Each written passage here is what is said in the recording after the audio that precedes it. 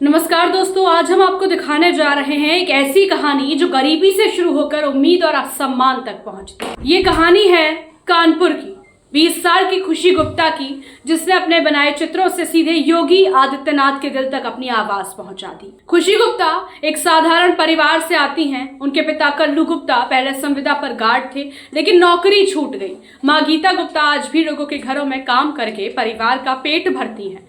खुशी खुद पढ़ी लिखी नहीं है, लेकिन उसके हाथों में एक अलग हुनर है। वो दिल से चित्र बनाती हैं। वो बोल नहीं सकती, सुन नहीं सकती, लेकिन उसकी पेंटिंग बहुत कुछ कह जाती है। खुशी अपने साथ नरेंद्र मोदी का भी एक चित्र लेकर आई थी। उनका सपना था कि वो अपने हाथों से बनाई है चित्र मुख्यमंत्री को दे। वो चाहती थी कि उसकी खामोशी कभी तो किसी ताकतवर तक पहुंचे। 22 नवंबर का दिन खुशी ने किसी को कुछ बिना बताए घर छोड़ दिया।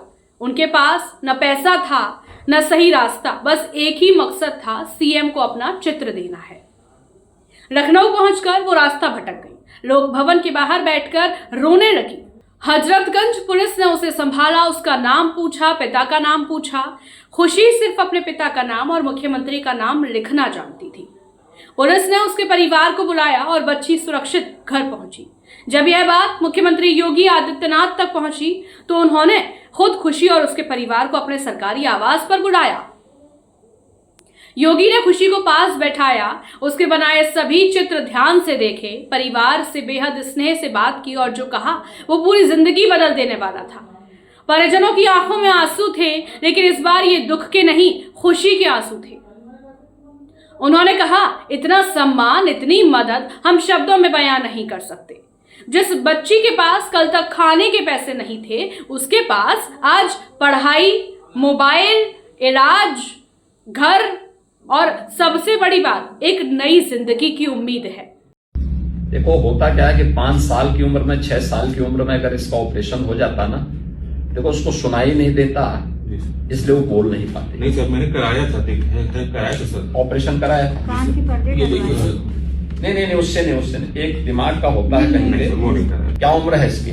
20 में चल रही है सर। 20 में चल रही है, 20 साल की है। 20 साल की हो गई है। 20 साल की हो गई बेचारी जो है। फिर भी एक बार दिखवा देते हैं, जो भी पॉसिबिलिटी होगा।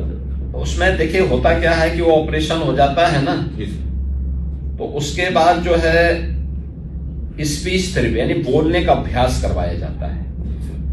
बोलने का अभ्यास करवा करके धीरे धीरे करके वो अपनी रफ्तार पकड़ लेता है, तो सामान्य जीवन जी सकता है। फिर उसमें बोलने में, सुनने में कोई दिक्कत नहीं होती। हम तो सर गार्ड की नौकरी करते हैं कानपुर में सर। किस में, काहे की नौकरी करते हैं? गार्ड की मार्शल के जो मेट्रो बननी है ना सर, अभी चुन्नीगंज से लेके सर मालूर तक का सर। हाँ। लड़का कौन क्लास में पढ़ता है? 7 में है सर। सॉरी सर, 10 में सर। क्या उम्र है इसकी? ये 15 में चल रहा है सर। 15 साल है। हम ये सोचते हैं मम्मी कैसे यहाँ आ गई, अब तो ये मेरे लिए और ज्यादा परेशानी हो गई। अब परेशानी नहीं होगी, उसको ठीक ढंग से वो कराओ, ठीक हो जाएगा, सब ठीक हो जाएगा। क्या है कि मकान में रहते हैं। अच्छा, मकान नहीं है आपके? मकान नहीं है, बस ये रहने वाले मूल रूप से कहाँ के? वही कानीपुर के रहने वाले। एक आवाज दिलाओ भाई इनके। अभी हम आवाज दिलवाते हैं आपको। ये चित्र इन्होंने बनाया है जी, रात भर बनाया है। बेकार सर्टिफिकेट बनवाया सर। अभी 2 महीने से पेंशन चालू हुई है। चालू हो गया ना? राशन मिलता है, सिलेंडर मेरे पास है पूरा। बदलने का नहीं है बाबा जी, यही एक थोड़ा दिक्कत। तो बच्ची के लिए बस मशीन की व्यवस्था है सर, हो जाए थोड़ी।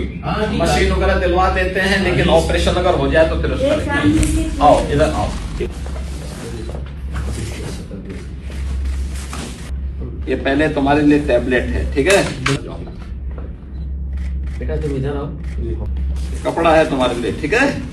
इनकी माता जी के लिए है, ये लीजिए। और इनके लिए कुछ आया? इनके लिए क्या है? इनको एक आवास की व्यवस्था करवाने के लिए बोलो, दिव्यांग जन कल्याण विभाग से बोलो जी सर कि उसका जो है वो शुरू करो। मस्तिष्क का अगर ऑपरेशन हो, उसका ऑपरेशन हो सकता है, कॉन्क्लेन प्लांट बोलते हैं उसको, जैसे कॉक्लियर इम्प्लांट होगा, उसका अगर हो सकता है तो उस पर एक बार विचार करना चाहिए, ठीक है।